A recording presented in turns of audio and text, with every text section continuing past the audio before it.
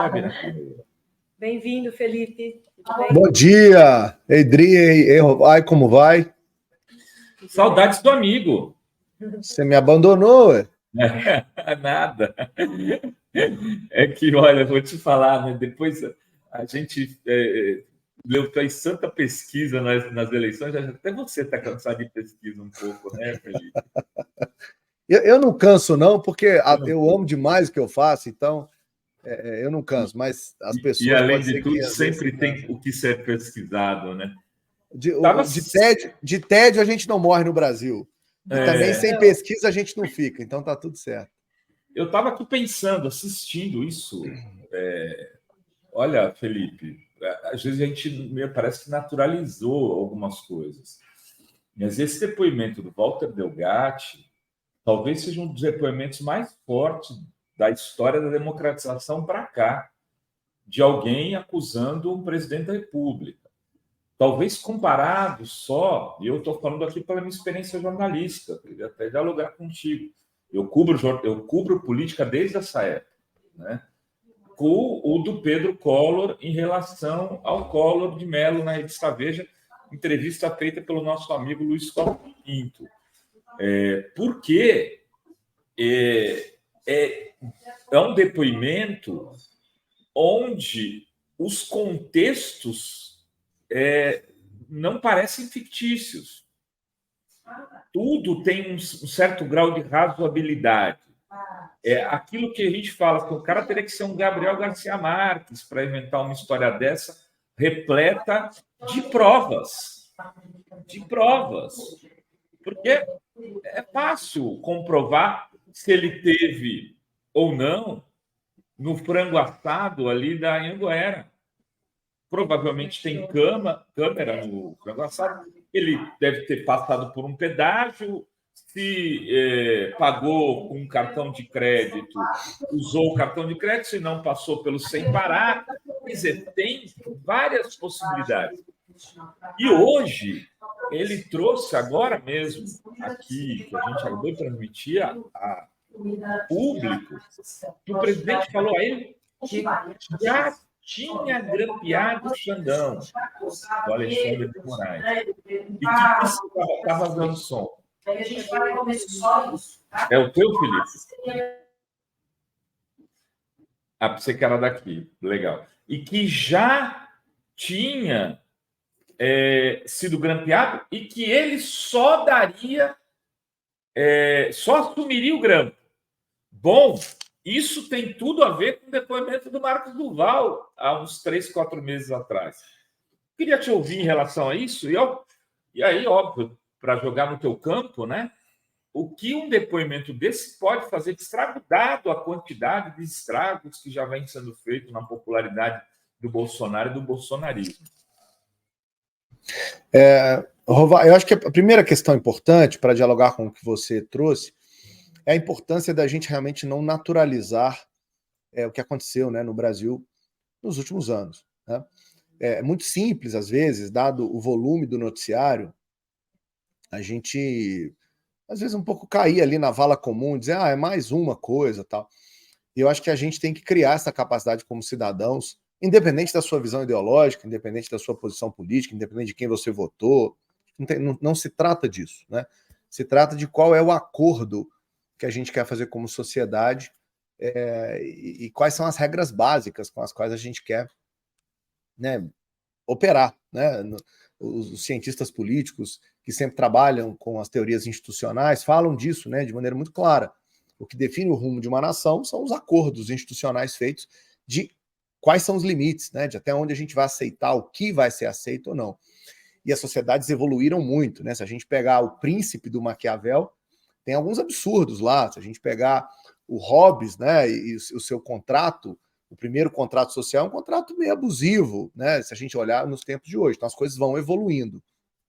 Eu acho e espero, sinceramente, que tudo isso que a gente está vendo acontecer na cena política sirva para que a gente, sim, construa pactos e acordos civilizatórios que coloquem limite, né, naquilo que é aceitável e razoável. E, repito, independentemente da sua visão política, independentemente da sua posição política, algumas questões dizem respeito à nossa convivência e ao que a gente espera que funcione no Estado brasileiro, independentemente, de novo, de se esquerda ou direita, centro, etc. Então, acho que a minha primeira reação é essa. A segunda tem a ver com a questão de como esses eventos, aí sim falando de política, como é que isso afeta a popularidade, né?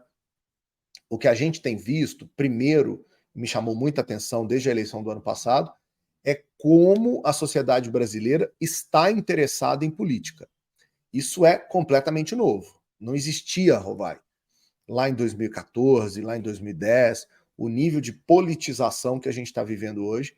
E isso é, na minha visão, um avanço. As pessoas estão mais atentas, estão buscando mais informação política, estão assistindo, né, CPI, estão acompanhando declaração de plenário, estão buscando canais de informação como esse aqui do Fórum. Ou seja, há uma mudança de perspectiva, de comportamento, de hábito de consumo sobre política, e eu acho que isso é positivo, e é por isso que atos como esse acabam sendo relevantes para, né, a gente comentar o dia a dia. Agora, tem um detalhe que a gente não pode esquecer, e que eu acho que, por vezes, nós, analistas políticos, cientistas políticos, vocês, jornalistas, às vezes a gente esquece.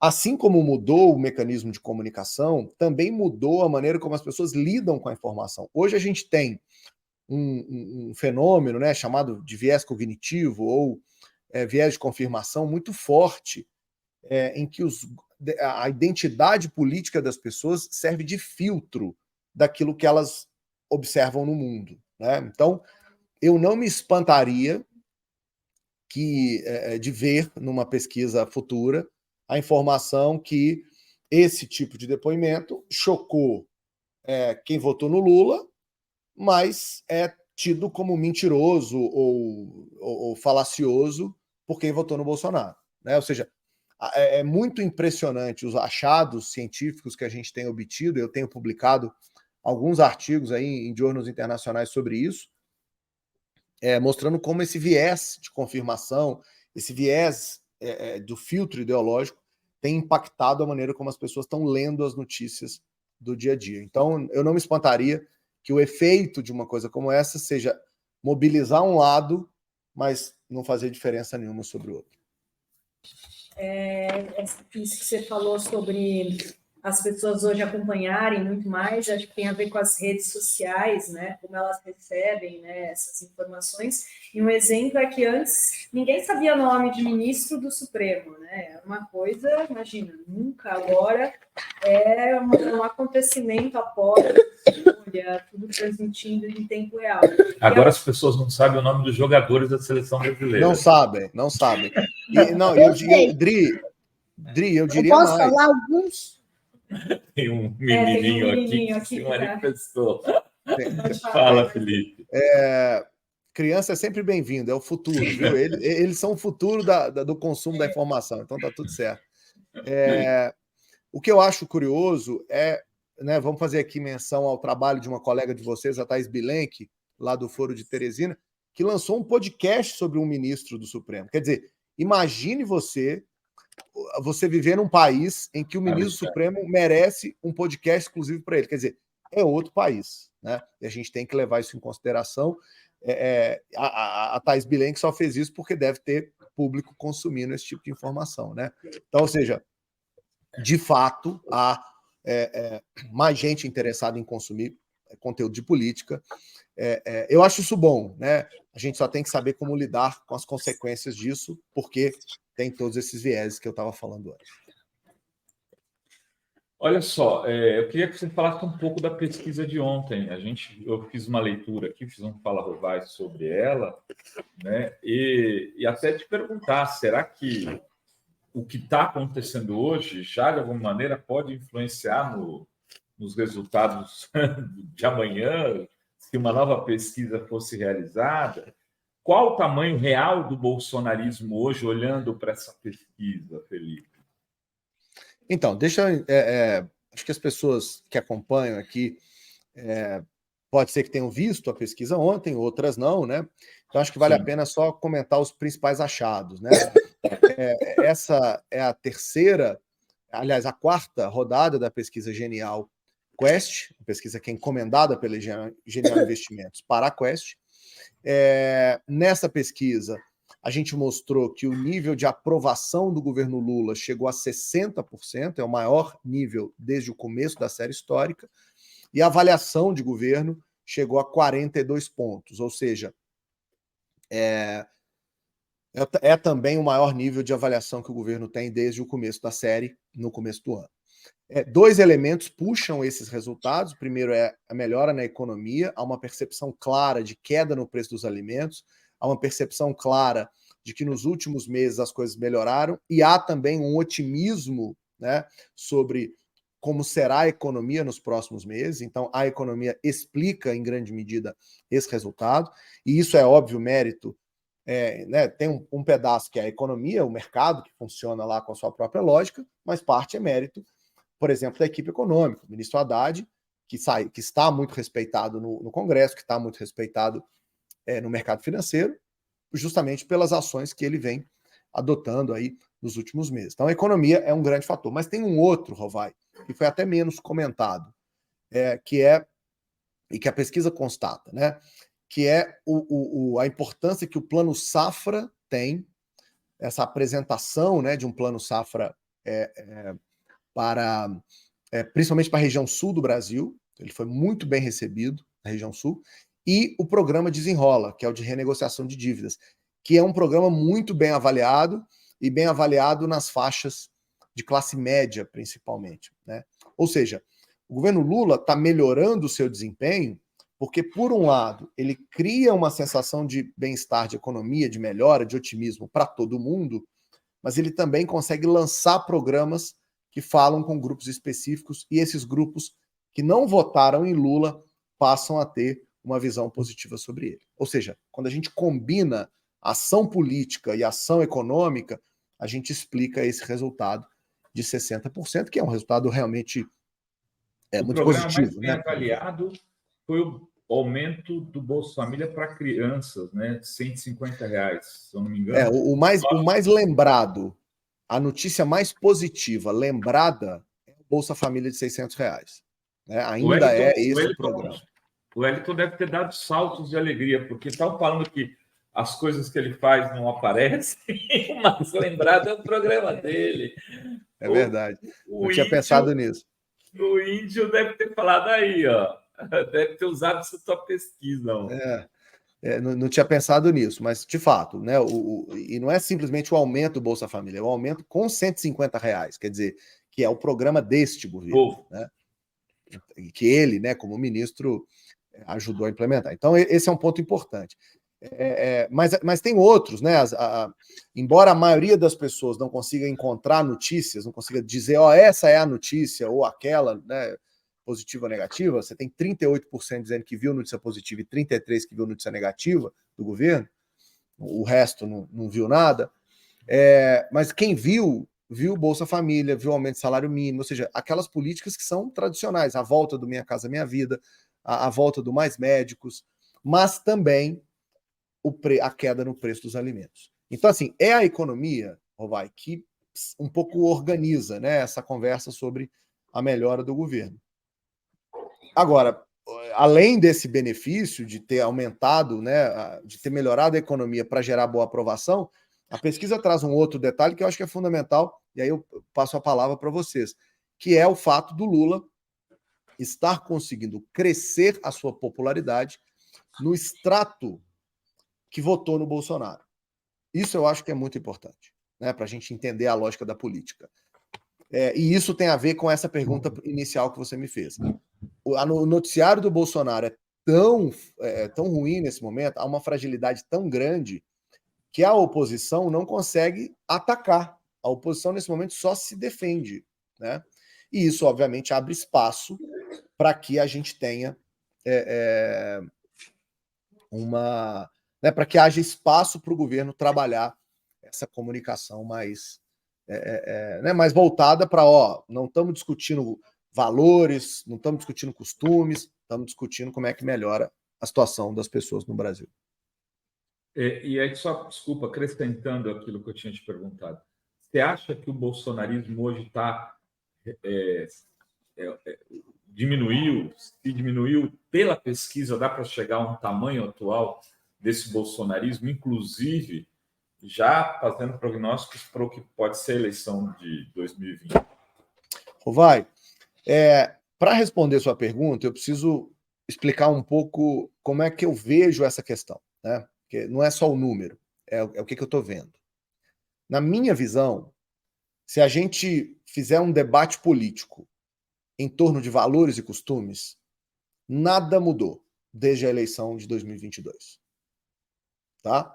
Ou seja, se o embate que tiver na mesa for um embate sobre a visão de mundo que as pessoas têm, sobre a identidade que elas carregam, a gente vai encontrar na sociedade brasileira os 40% aproximadamente que votaram no Bolsonaro e que tem ali o antipetismo carregado, que não gostam do Lula. Isso para mim está estável, isso não mudou, né? Que é o que eu chamo de calcificação política. Agora, se o embate é feito sobre as questões objetivas da economia, aí a gente encontra um resultado mais favorável, ou seja, é onde o Lula conseguiu avançar a sua agenda. Por que eu estou dizendo isso? Porque uma coisa é identificar o bolsonarismo, que é um movimento político de massa, todo ancorado em costumes, valores e identidade, ancorado numa visão de mundo, naquilo que você acredita que tem a ver com como é que você quer criar seu filho, em que escola você quer que seu filho estude, que lugares você quer frequentar, com quais pessoas você quer jantar, que espaços públicos você topa, né, frequentar, que marcas você consome. O bolsonarismo é um movimento identitário, que envolve todos esses aspectos. Isso não mudou de tamanho. De 2018 até 2023, a gente tem um quadro muito estável de alguma coisa em torno de 20% da sociedade brasileira que se encaixa nesse grande agrupamento, né? O que acontece é que o Bolsonaro, que foi o líder capaz de mobilizar a direita e organizar politicamente a direita, conseguia juntar a esses 20% outros 10, 15% que não gostavam do Lula, que odiavam o PT, que tem agenda de corrupção na cabeça, que são conservadores evangélicos, ou seja, que tem outros atributos que se unificam ali no campo da direita, né? Então, assim, o bolsonarismo, de tudo que eu vejo, ele não é afetado por nada do que a gente está vivendo. Ele é uma identidade política, né? O que muda é o grau de inflamação, o grau de influência que esse bolsonarismo consegue comprometer, dependendo da disputa política. E eu repito, enquanto a disputa política for contra o PT, o antipetismo é maior do que o bolsonarismo e, por isso, ele se beneficia né, de uma certa combinação desses dois mundos, que é o que faz as eleições serem competitivas há tanto tempo. A gente vê isso no Sul, a gente vê isso no Centro-Oeste, né? No interior de São Paulo, isso está muito arraigado. Tá? O que muda, e aí na disputa política isso é importante, Rovai, é quão disposto as pessoas estão de ir para o embate público. Hoje, o bolsonarismo na minha visão, um urso hibernando. Ele tem força, ele tem fome, mas ele está quieto, porque o inverno chegou para ele, e esse inverno chegou cheio de notícias negativas, com inelegibilidade, né, com problemas na justiça, com uma desarticulação total.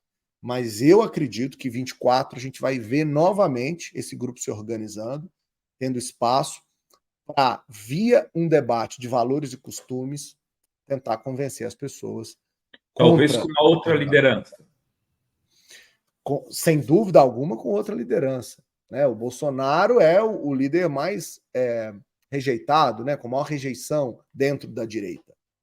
Tem tantos outros com rejeição muito menor que ele, mas ele também é quem tem a maior capacidade de mobilização. Então, eu acho que ele será um cabo eleitoral importante em 24.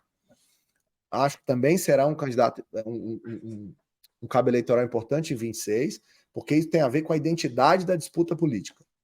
Enquanto a esquerda continuar discutindo valores e costumes, ela vai dar espaço para que a direita ganhe, né, espaço na sociedade.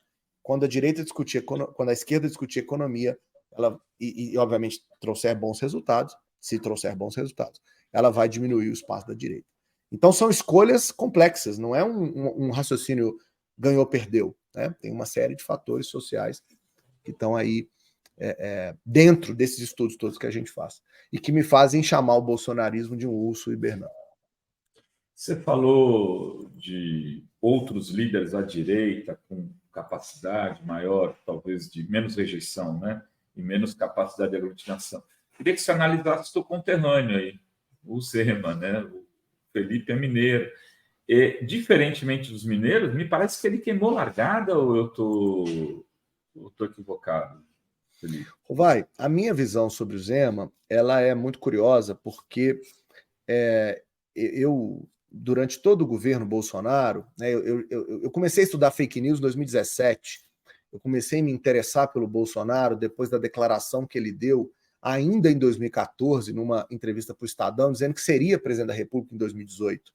Eu estava olhando para ele desde então, né, como analista político. E eu tenho um vasto estudo sobre a estratégia que o Bolsonaro utilizou para se transformar na principal liderança de direita. E é curioso que o Zema me lembra hoje muito do que eu via no Bolsonaro em 2015.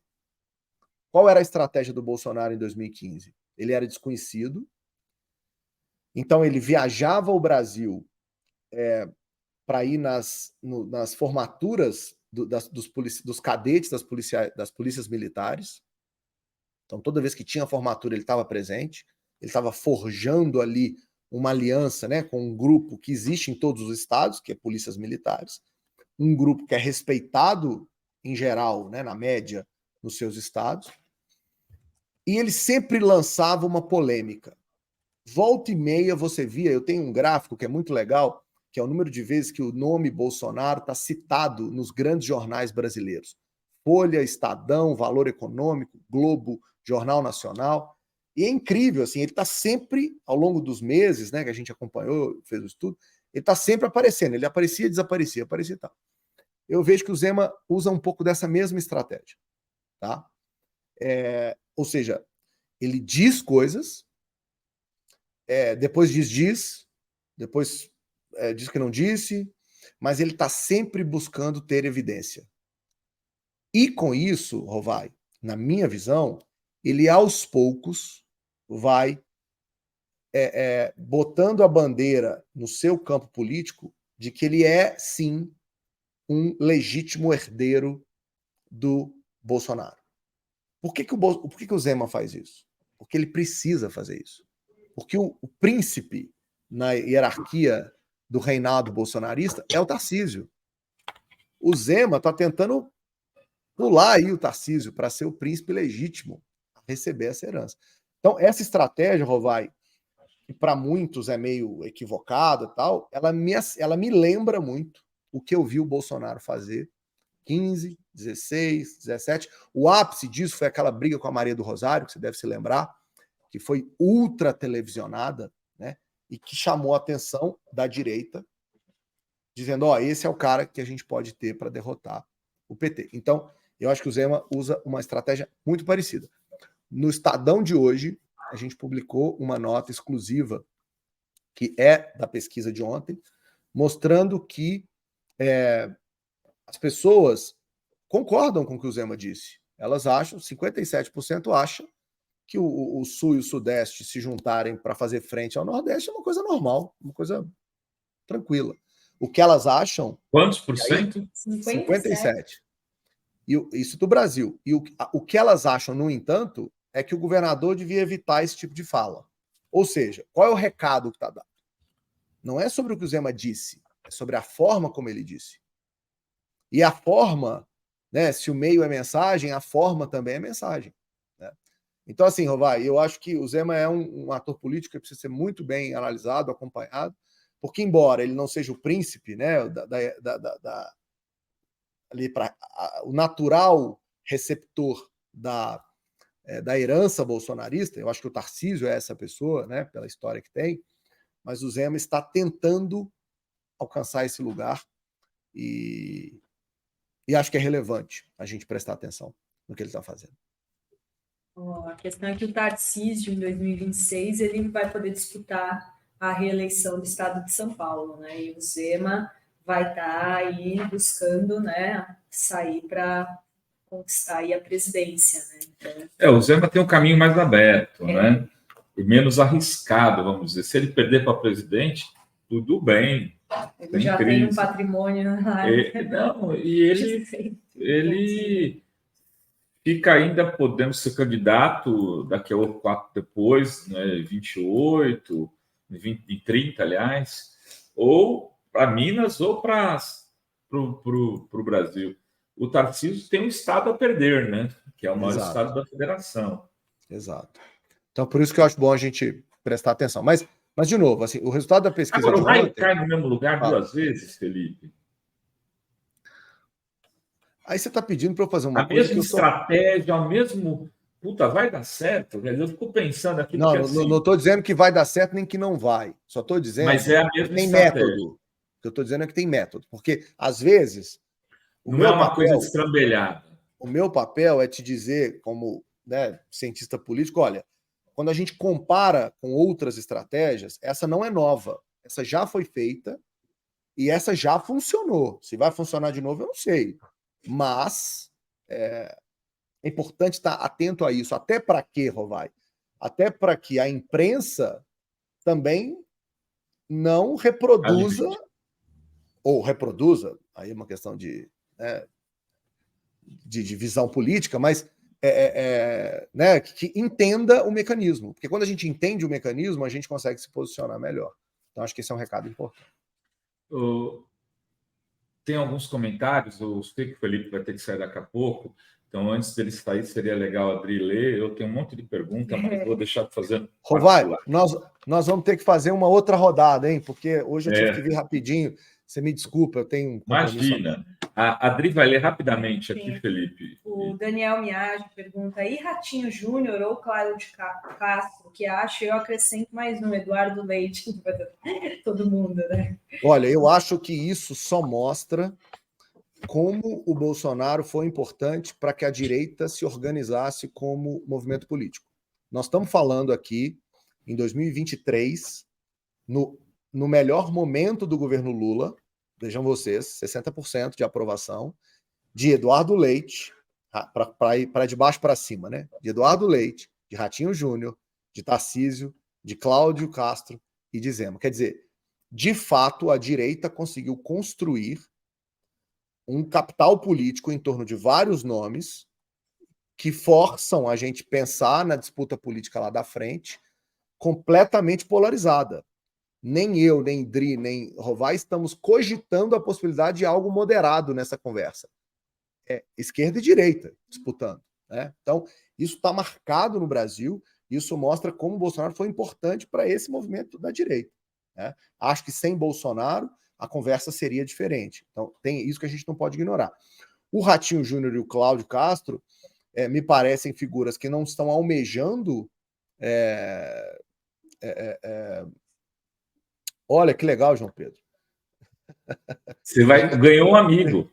Olha que coisa boa, a melhor coisa que tem é ganhar amigo. Outro dia eu vi alguém falando de seguidor. Eu não quero seguidor, eu quero fazer amizade, né? Que isso equivale na vida. Um abraço para o João Pedro. Mas então, assim, eu acho que esses dois nomes, o Ratinho e o Cláudio, não estão buscando projeção nacional. Acho que eles querem participar da construção. E vejam vocês, esses atores todos juntos têm força, né?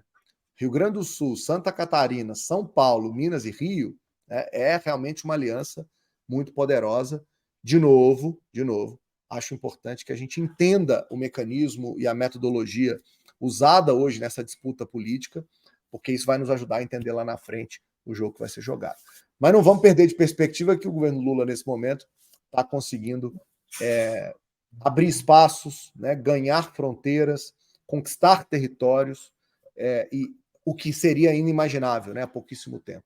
Então, em 7, 8 meses, o governo já consegue exatamente porque não entrou na disputa de costumes, focou na economia, ele está conseguindo bons resultados. Exato. Tem mais um comentário aqui do José de Souza Silva, que diz: essa informação do Felipe Nunes é muito importante, nosso grande problema tem sido a desinformação política, precisamos melhorar isso. Obrigada, José. E é isso, né? Vamos liberar o Felipe, porque aí ele volta sempre. Você sabe que eu adoro vir aqui, é um dos lugares que eu mais gosto de conversar, acho a conversa super inteligente, gostosa, com bom espaço, informativa, né? Não desinformativa, então acho isso muito importante. Obrigado, sempre que fizerem convite, eu estou à disposição. Beijo, Dri, beijo, Rovai. Beijão, meu irmão, Beijo, tudo de bom. obrigada, viu? Até mais. Tchau.